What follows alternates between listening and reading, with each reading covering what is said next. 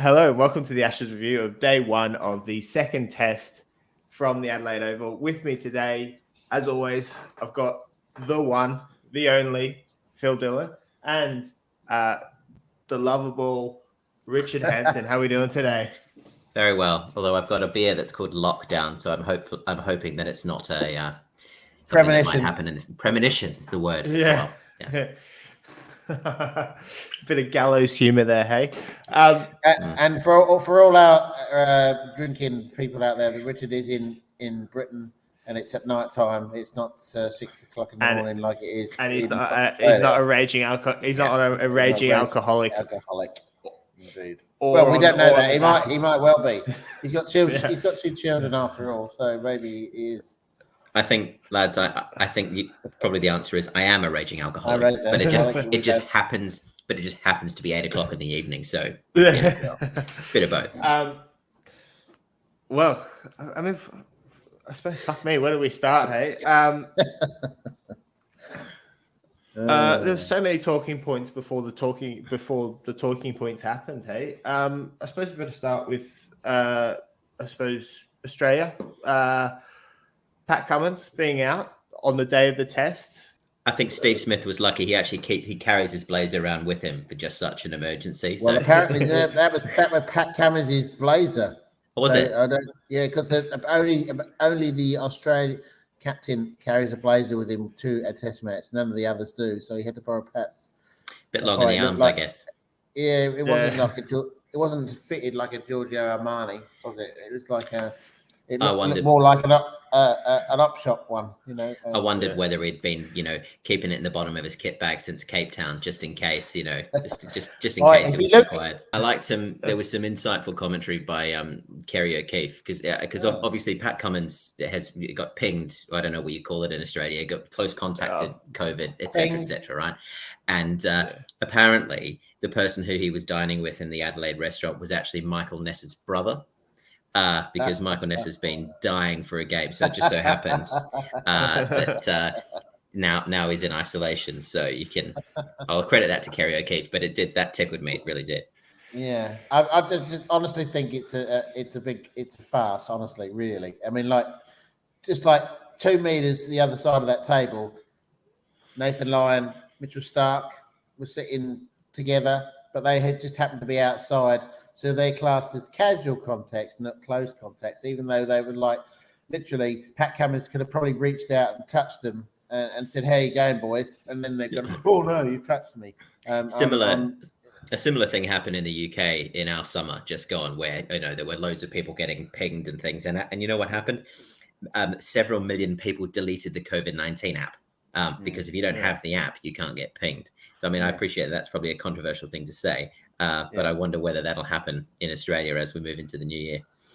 Well, the fast of it all is that Pat Cummins tested negative, and there was Declan and I were talking, off air. They could actually do a test on him every bloody day, and he's vaccinated as well. And he's vaccinated, like they all are. And everyone that's in the ground or playing is vaccinated. Obviously, as an English fan, I was doing cartwheels when Pat Cummins was ruled out alongside Josh Hazlewood. But God, it must be Australia would have been pushing shit uphill if Mitchell Starc and Nathan Lyon got pinged as well. Jeez, then you might be in with a chance of winning a test match. Eh? Well, I disagree because I think no matter what bowling attack you put out against these guys, England are going to be chasing 500. If they can't if they can't hold their catches and then their top order falls over anyway. I don't think the state of the bowling attack really matters too much. But anyway, again, attributing Kerry O'Keefe, he said that the best bowling attack was at that time when they thought that Mitchell Starc and Nathan Lyon was going to be gone was in the commentary box. They could have pulled in. Brett Lee and Shane Warne. There you go. Even at 50 years old, I reckon they could have done a good job on the England top order. Although I don't know if Shane Warne would want to share the field with Mitchell Starc. To be honest, you'd have to field them on opposite ends of the ground. And then for the England team, sticking to time-old tradition of bombing a spinner out after one poor Test match. and going with Broad Anderson, hey? And I mean, Broad Anderson should have played in Brisbane, given their conditions, and I think they would have bowled a lot better today had they had that 5 days or 4 days, whatever it was, under their belt.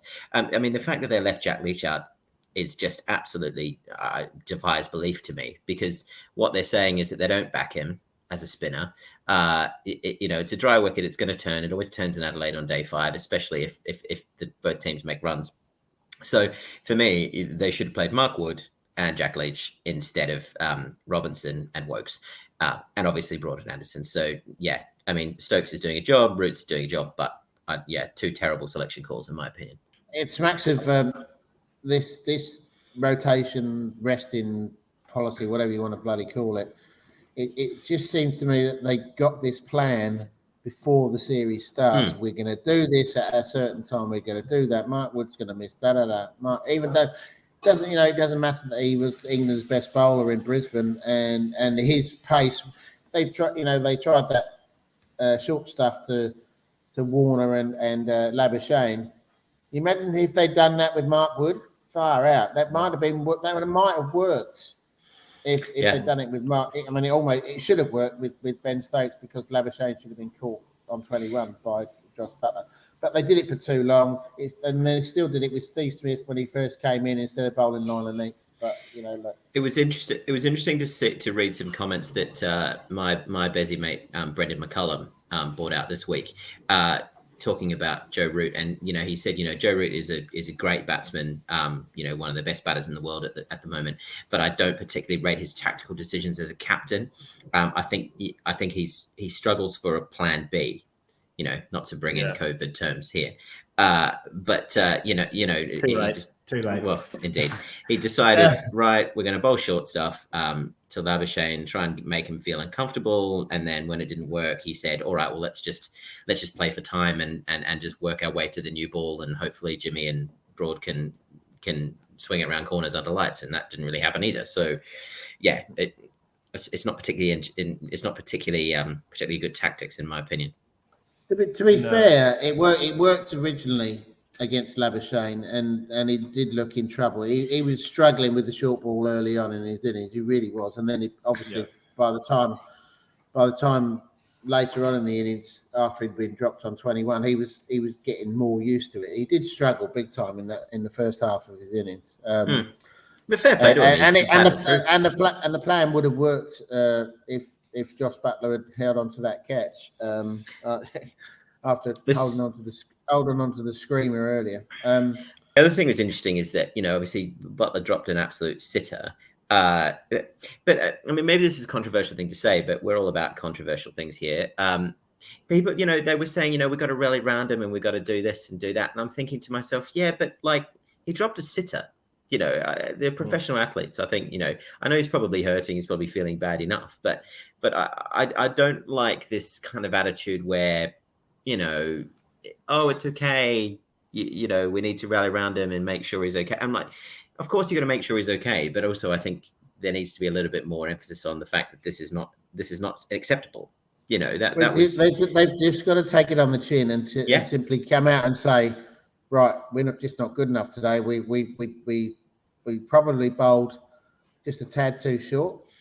Yeah, I mean Labuschagne played and missed 23 times, including in one over against Stuart Broad, 3 in a row.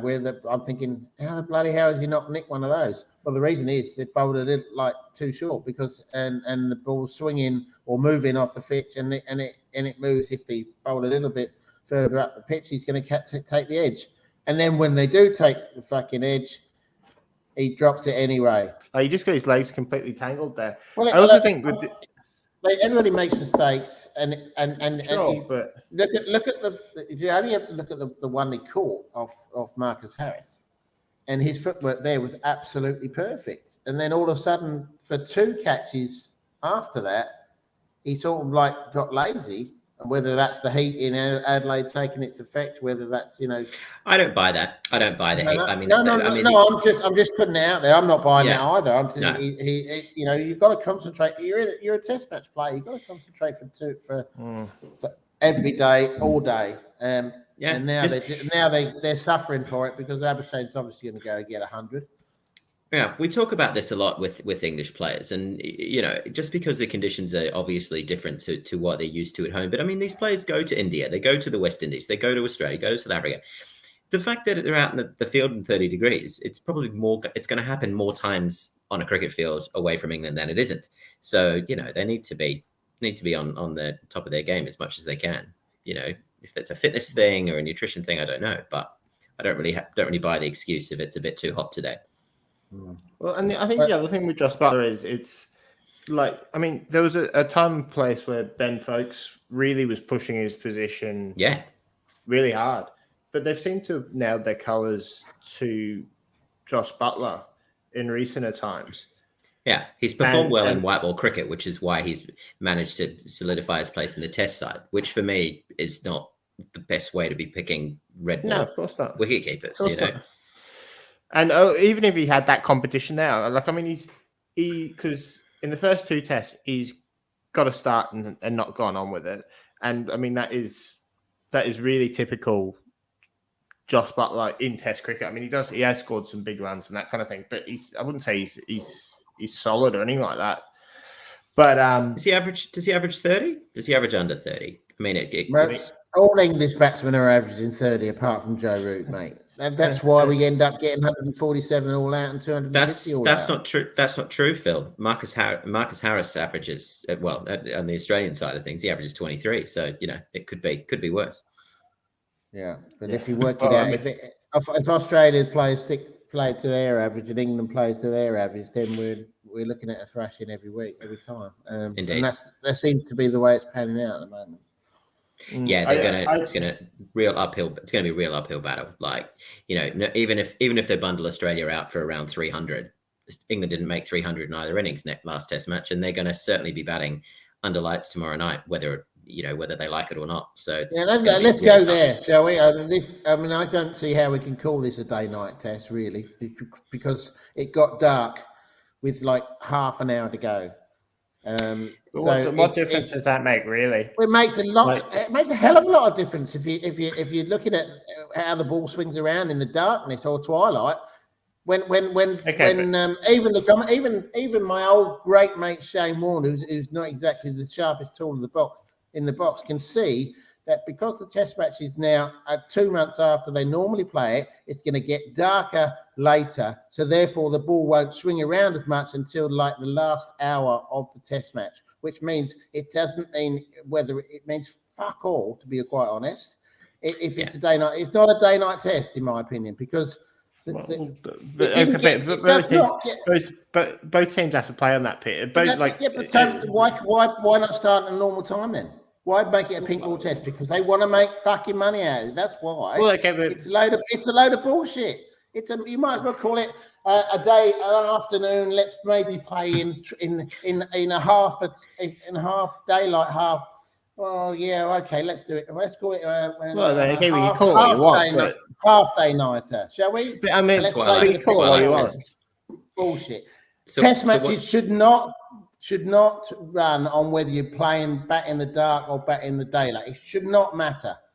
It's Test match should not. You're not talking. You should be playing. Oh, we win the toss and we'll declare maybe just so they can bat in the dark because the ball might swing around then. Wow. But really? England did the whole squad selection on that, mate. Like England they did. That's the reason why Broad and Anderson were picked for Adelaide. Yeah, but Broad and Anderson were picked for Adelaide because they didn't play in Brisbane. But the theory was that they'd saved them for Adelaide because it's a pink ball test, because there will be a session, half a session. Well, there were still people on the roof walking around in the sunlight. With half an hour to go. It's bullshit. Honestly, It's bullshit. You're not wrong. I mean, there have been day-night tests in Australia, most certainly, and in other parts of the world as well, where there has been a far more significant period of nighttime. Whether that's Brisbane, whether that's Perth, whether that's Ahmedabad. They tried to play a day-night test at Edgbaston once. I have that. You want to talk about day-night tests that aren't day-night tests? I see your Adelaide and I raise your Birmingham. Yeah, but I do also take Declan's point in that, it might be bullshit, but both sides have to deal with those conditions. And you're right, like sometimes that's the same with any test match. So why play at night time? Why play at night time? Because people go and people spend money and like it or not, like it or not, that's kind of what the game is. I'm not saying I agree with you. I'm just saying that's the reasons behind it. Devil's to make money. To make money. And I actually my shit superpower is I quite like I know I can tell you exactly when it gets dark in different places, and I can tell you that in the middle of January in Hobart, sunsets at 8:48, not 8:27. So you want to start complaining about Adelaide. Well, the 5th test is going to be right up your alley. Moving on. So now we've got that out of the way. Let's talk about the actual test match and the actual morning of. Afternoon of. There you go.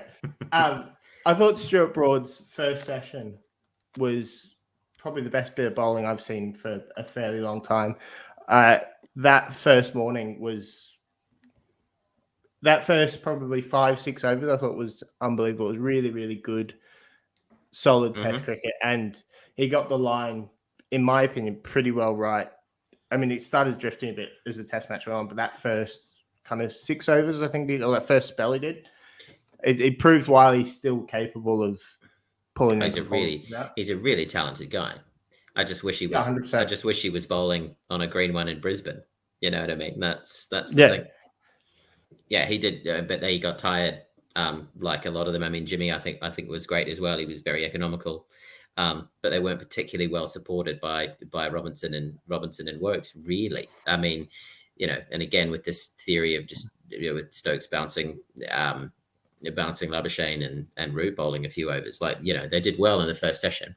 And they successfully restricted Australia. I must confess, when I woke up, it was lunchtime already, and Australia were 1 for 45, and I was like, has it been raining? There was a real 1 for 45 in a session is quite slow going. So okay, they didn't take wickets, but they were restricting the flow of runs, which is at least something.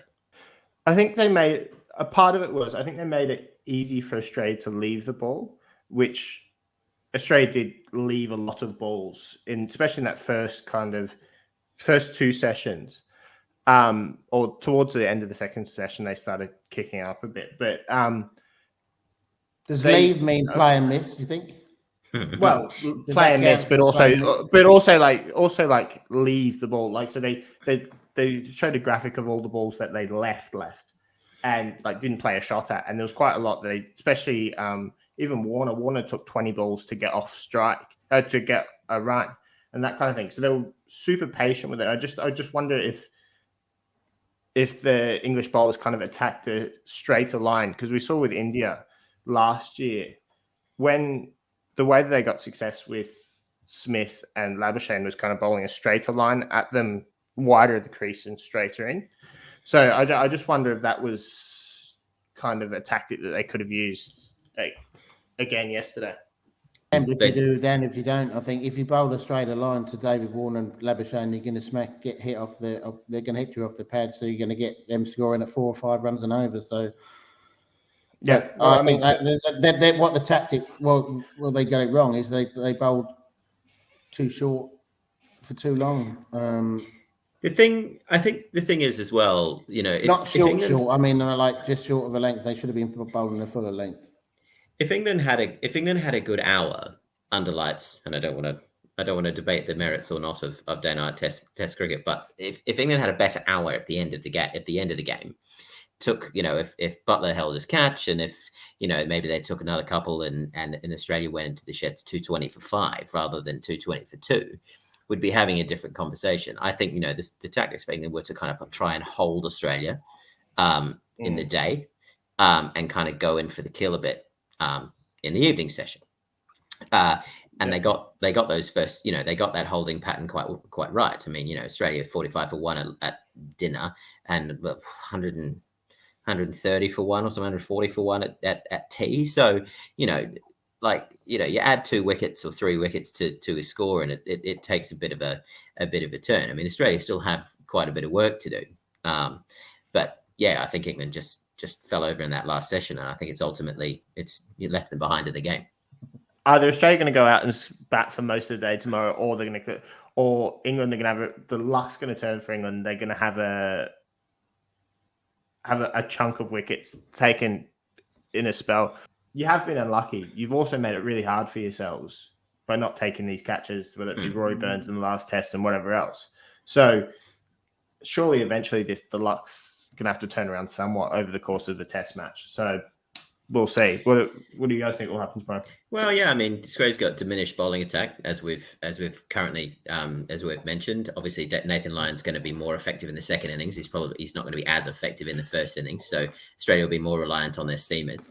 But the thing I think that England's going to struggle with is that even if Australia fold, even if Australia have a bad session or two, then they're not going to get any less than 300 or so.